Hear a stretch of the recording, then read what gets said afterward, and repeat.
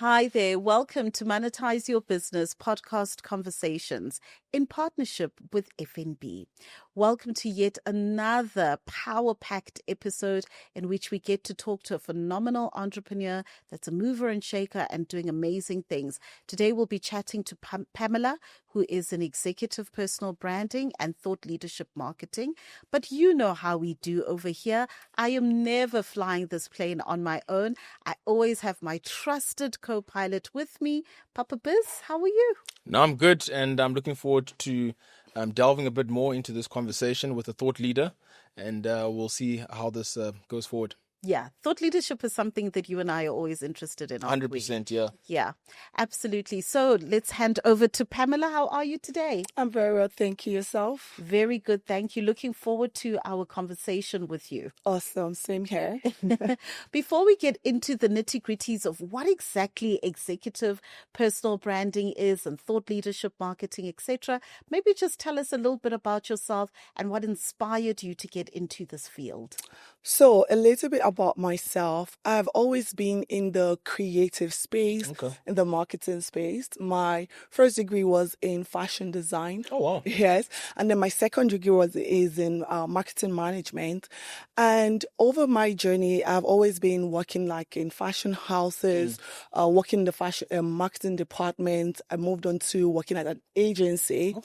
And in my exposure, I've often found that a lot of times when we work with like SMEs or medium corporations, and I would be doing marketing work for the business. But often the times will come that we have to put the founders or the executives or the directors on the spotlight to, for example, give a talk or an opinion about market trends or new developments. Yes. So at the marketing agency where I was working, we had a very interesting request, actually from a couple of people, from a human resources consultant and from an entertainment executive.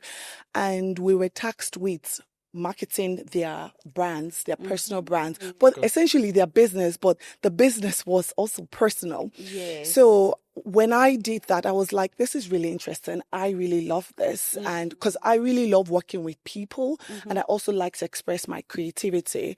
So I was like, okay, this is very interesting. I kept that note. And then I moved on to another company and I was working for a sales training company this time.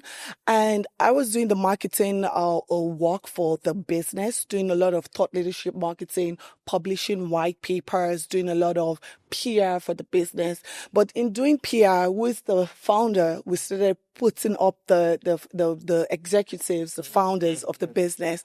And then there came a time, at this time, he already had a podcast and he was like, Pam, I like the work that you do for our business and the way you also showcase me on the business platform. Yes. Help me with some content with my own personal brand for my LinkedIn, my podcast, my social media channels.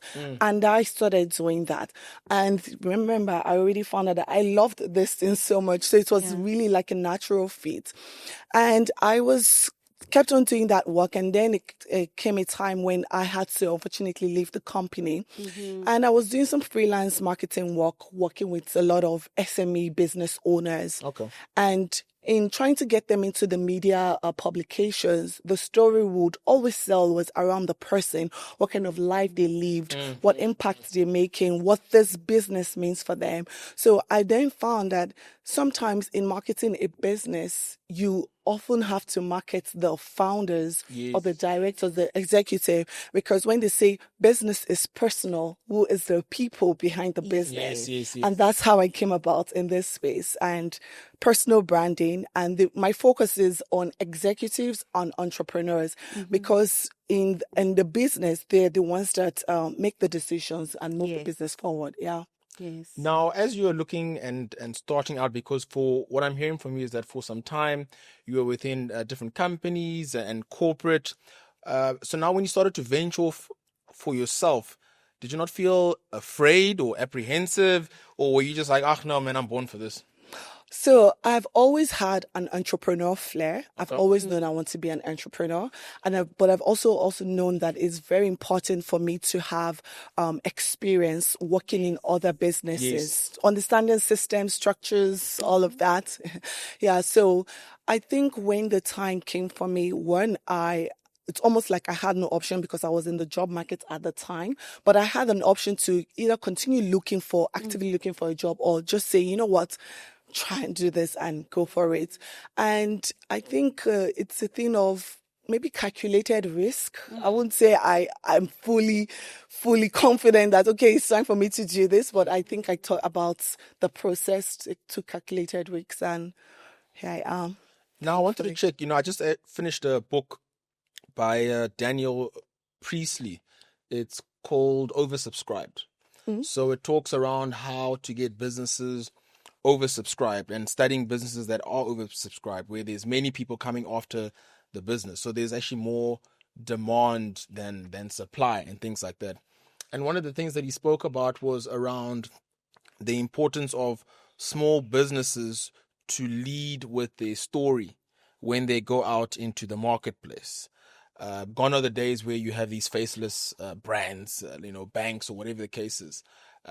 Have you also found that is also applicable in our market, or was he talking a little bit of rubbish in that book? I completely agree, because our tagline for Fenam Digital is position your expertise. Okay. Because if you think about it, you're doing a podcast and you're experts in your field. You're not the first person doing it. Yep. Neither will you be the last. There are bigger guys than you with bigger budgets and bigger allowance to spend on marketing. Yes. How do you then compete in that marketplace? You compete with who you are, positioning your expertise, showing up as a thought leader, commanding authority, and building trust. Because the big guys have found out that over the years they've been doing sponsorship, sponsoring events. They have the budget to build that strong brand name.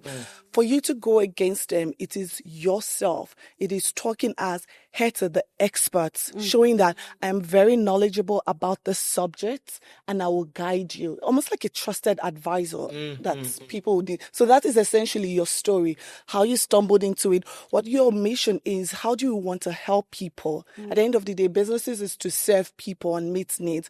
So when you lead with that, which is your story of how you want to serve, this is my knowledge, this is how I can help you guide through your thing. And I think I really love that.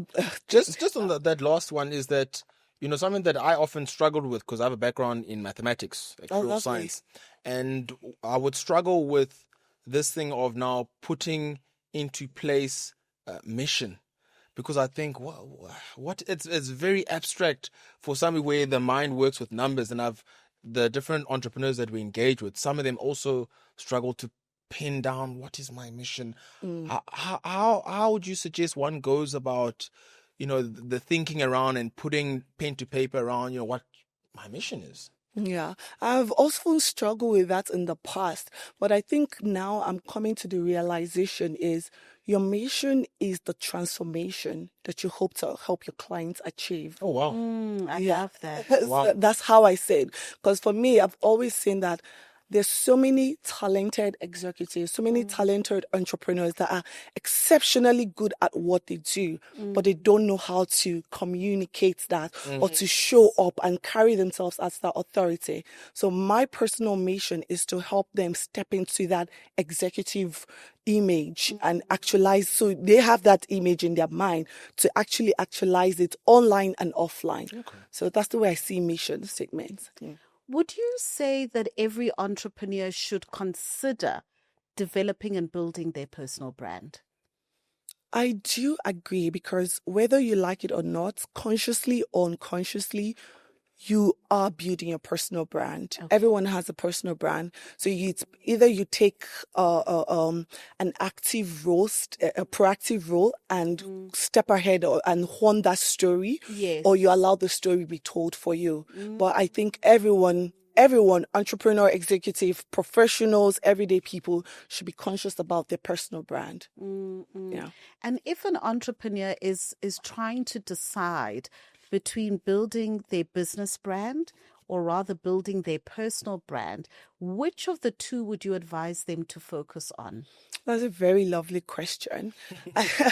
I think I would say it depends on the type of business. Okay. For services businesses that need expertise, that need you to do some sort of formal education or even informal internship, apprenticeship, I would say focus on your personal brand. Because, for example, you have let's say an accountant.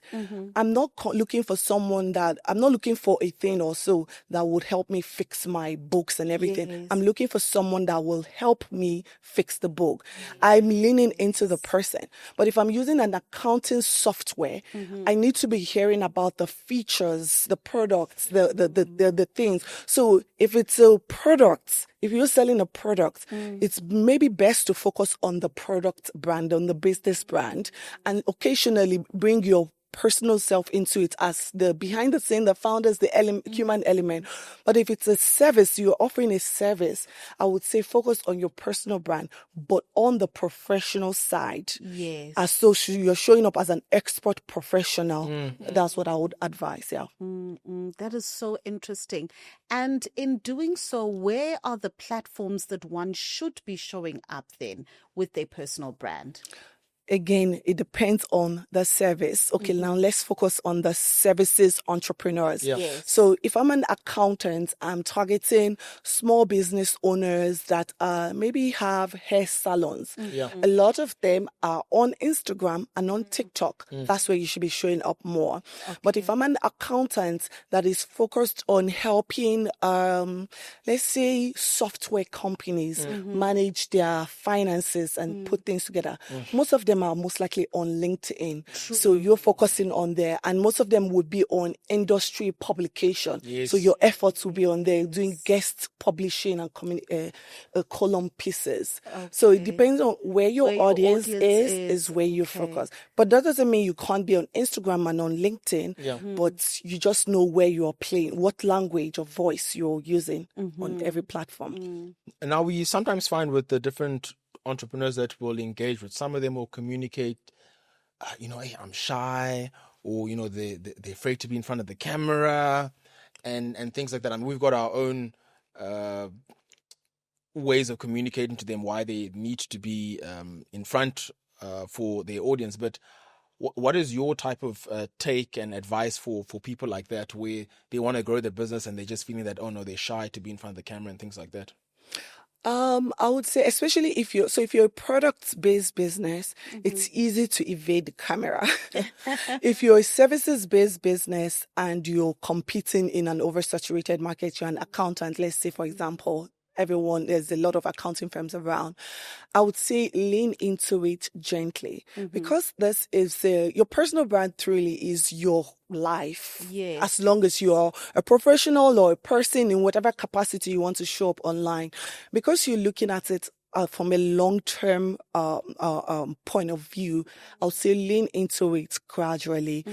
At the end of the day, you always have to be comfortable. There's no point putting yourself in front of millions of people and you're not comfortable. Sure. Everyone has their own journey to confidence and to showing up. So it's about building that confidence muscle slowly by slowly. It's one post. Today it's one written LinkedIn post. Tomorrow it's a carousel. Tomorrow it's a picture of you walking. Tomorrow it's a video of you walking but not saying anything and using text over the video.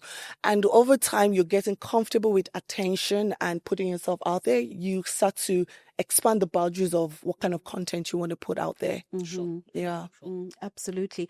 And it's interesting the way social media has actually become a tool for us to put ourselves out there, get the relevant customers, even our knowledge and expertise, etc. Should we all be taking social media seriously? Yeah, we should be taking social media seriously. But I will say again, depending on your goals. There's some people that just want to make money and live a quiet life.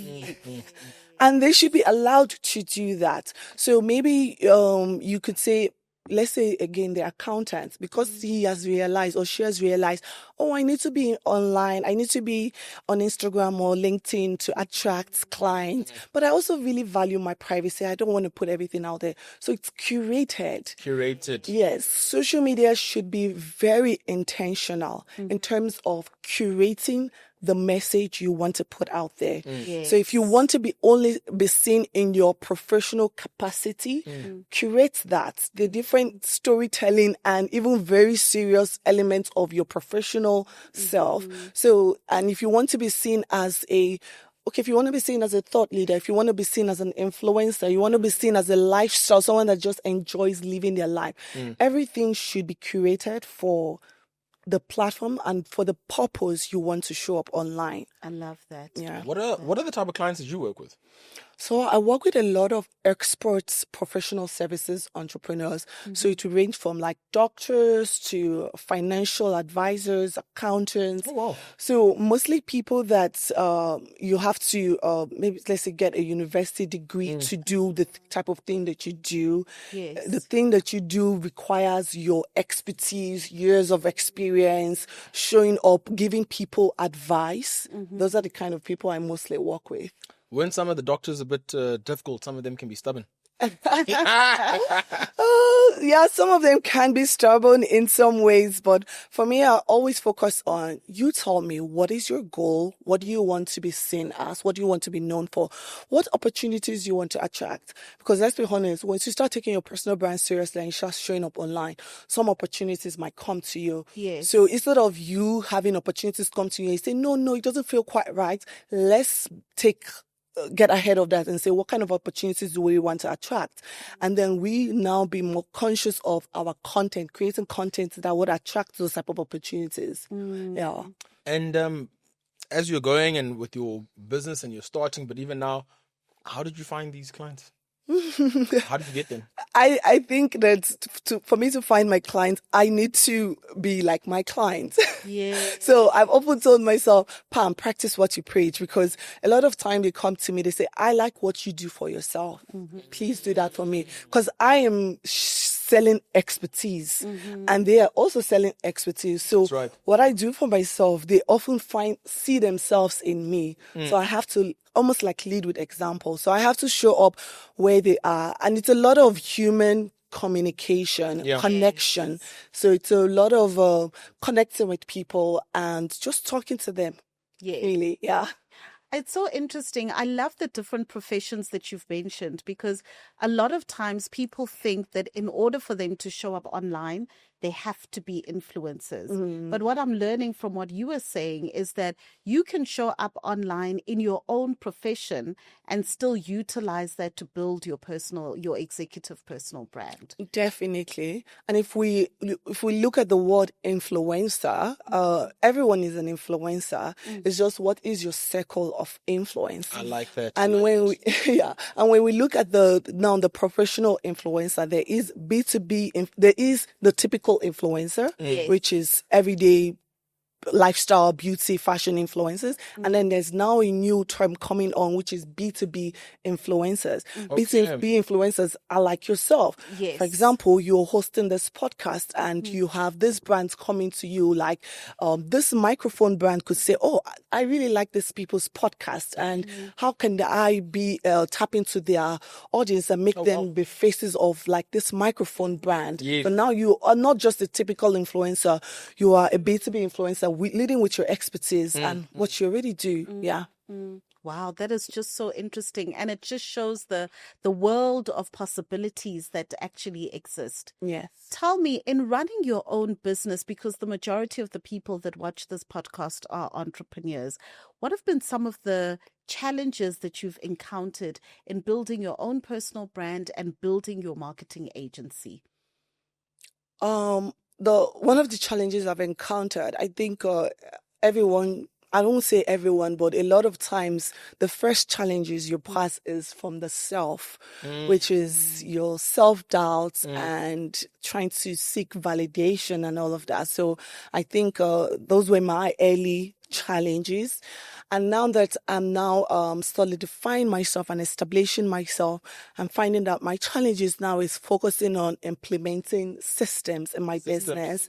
Yeah, so I'm at the point where I say, Pam, your finances need to be properly accounted for, and looking at the legal aspect, because I'm dealing with a lot of private data and information of people, and finding how to protect my clients and also protect myself, showing them that I protect them so that they can see that I'm trustworthy. So now my challenges are more around like my systems to support me to flourish and to scale. It actually reminds me, one of our first businesses that we opened, and we were doing a launch for it. And I remember freaking out before the launch, like 2 hours before the launch. And because I'm thinking, what am I doing? How can we be doing this? We've got all of these people coming. So now you start realizing, you guys term it what, imposter syndrome or something like that. And I called my father. Because I was freaking out. And he said, because people are coming to see your business. No, get over yourself, man. Love it. So, when as you spoke about it, how did you get over that, initial challenge as well, in terms of, the self-doubt and things like that? I think this is where I'll go a bit spiritual, because God is always my anchor. Okay. In the times when I felt like there's a lot of noise around me, I think I've found clarity in going deeper into reading the Bible, understanding the word, and trying to have many, many quiet moments. So for me, it's I flip the script from trying to find that balance from the external to finding it from the internal. Yeah. Oh, it's powerful, yeah. So now, and then I wanted to check as well. So you've spoken about some of the challenges as well. So now, in relation to some of the clients that you have worked with, what are some of the, share some positive stories or positive outcomes where you've looked back and like, yeah, we did good solid work here. This is actually very good what we've done here. Yeah, I think one of our highlights, especially last year, was when we started working with one of our clients, a doctor, and she had expressed that she wanted to be in certain spaces, wanted to be invited to speak at certain events, wanted to essentially show up. She's been online posting and everything, and the shift happened when we moved her from just posting tips and tricks and just showing up randomly to now her speaking as an expert, talking on trendy issues, talking on issues that her clients are always worrying and wondering about. Yes. So shifting her from just showing up to now showing up as an expert, as an authority. And that really opened a lot of doors. Really? Yes. Her being invited to speak at events. Wow. And when we started pitching her forward for like speaking engagement, people were like, okay, and I would share like the social media link. It was like a no-brainer, like, oh yes, I would like to have this person on our show or on this platform. So I think the transformation was really from her trying to knock on these doors to the doors being readily opened for her, even when we knocked, or even then started knocking on her doors. Wow. Yeah. That's amazing. And I'm sure that must make you feel so proud to actually see that transformation and helping your clients to achieve their goals. Yes, definitely. Oh, I love that. I love that. As we begin to draw to the end of this conversation, Papa Biz, I just want to hear from you in terms of what your biggest takeaways have been from this conversation. You mentioned something earlier, and it's applicable to myself and a lot of other entrepreneurs that we work with. It's sometimes when looking to put yourself out there to grow your business, what you mentioned is to be very deliberate about what you are putting out. Yes. To have it actually curated.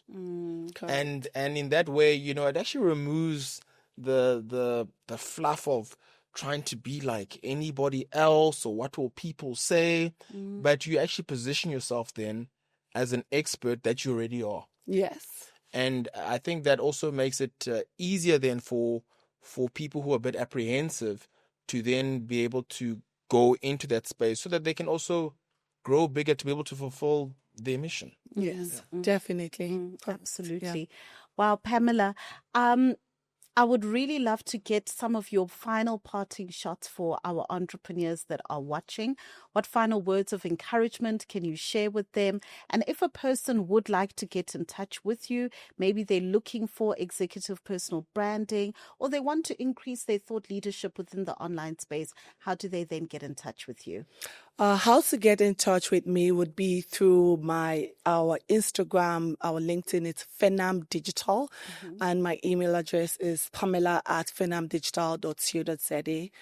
And one message or pattern shot to entrepreneurs would be, I would say, don't be afraid to step into your executive brand and your power, because you're already that. You're already living that every day by doing the work you do, by going to work every day, showing up every day. You're already that person. It's now to be intentional about documenting that journey and creating that content. Yes, absolutely. Thank you so much, Pamela. It's been such a fascinating conversation.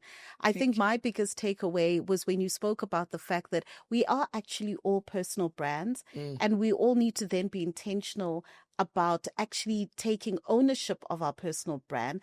Otherwise, then the world will tell the story for us. And I thought that was something that was quite powerful that you shared. So thank you so much for that. No, thank you so much for having me. Monetizers, that brings us to the end of yet another phenomenal conversation. Please let us know what were your biggest takeaways from this conversation. Are you building your own personal brand? Are you looking into thought leadership? Let us know some of your aha moments within the comment section. Don't forget to follow Monetize Your Business on all social media platforms and plug into our physical workshops as well. Until the next episode. Bye-bye. Cheers, guys.